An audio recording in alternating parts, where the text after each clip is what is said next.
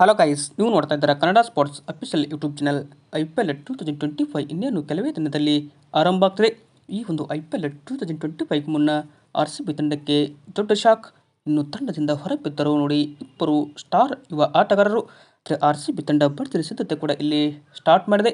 ಹೀಗಾಗಿ RCB ತಂಡದ ಇಬ್ಬರು ಸ್ಟಾರ್ ಆಟಗಾರರು ಈ ಬಾರಿ IPL ಆಡೋದು ಅನುಮಾನ ಅಂತಾನೆ ಇಲ್ಲಿ ಹೇಳ್ಬೋದು. ಯಾರೆಲ್ಲ ಅಂತ ಈ ಒಂದು ವಿಡಿಯೋದಲ್ಲಿ ನಾನು ತಿಳಿಸ್ಕೊಡ್ತಾ ಹೋಗ್ತೀನಿ. ಅದಕ್ಕಿಂತ ಮುಂಚೆ ನೀವೇನಾದರೂ ಇನ್ನೂ ನಮ್ಮ ಒಂದು ಯೂಟ್ಯೂಬ್ ಚಾನಲ್ಗೆ ಸಬ್ಸ್ಕ್ರೈಬ್ ಆಗಿಲ್ಲ ಅಂದರೆ ಈ ಕೂಡ ಸಬ್ಸ್ಕ್ರೈಬ್ ಆಗಿ. ಹಾಗೆ ನೀವು RCB ತಂಡದ ಅಭಿಮಾನಿಗಳಾಗಿ ಈ ಒಂದು ವಿಡಿಯೋ ನೋಡುತ್ತಿದ್ದಲ್ಲಿ ದಯವಿಟ್ಟು ತಪ್ಪದೆ ಒಂದು ಲೈಕ್ ಮಾಡಿ. ಇನ್ನು RCB ತಂಡದಲ್ಲಿ ಹೊರಗೆ ಬಿದ್ದಿರುವ ನಂಬರ್ 1 ಆಟಗಾರರಪ್ಪ ಅಂದರೆ ಆಸ್ಟ್ರೇಲಿಯಾ ತಂಡದ ವೇಗಿ ಜಾಶ್ ಹಜಲ್ವುಡ್. ಇನ್ನು ಮುಂಬರುವ ಚಾಂಪಿಯನ್ಸ್ ಟ್ರೋಫಿಯಿಂದ ಕೂಡ ಜಾಶ್ ಹಜಲ್ವುಡ್ ಹೊರಬಿಟ್ಟಿದ್ದಾರೆ.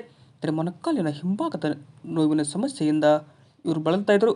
ಹೀಗಾಗಿ ಹಜಲ್ವುಡ್ ಫಿಟ್ನೆಸ್ ಸಮಸ್ಯೆ ಕಾರಣ ಚಾಂಪಿಯನ್ಸ್ ಟ್ರೋಫಿಯಿಂದ ಕೂಡ ಹೊರಬಿದ್ದರು. ಹೀಗಾಗಿ RCB ತಂಡದಿಂದ ಕೂಡ ಇವರು ಹೊರಬೀಳುವ ಸಾಧ್ಯತೆ ಕೂಡ ಇದೆ ಎನ್ನಲಾಗ್ತಿದೆ.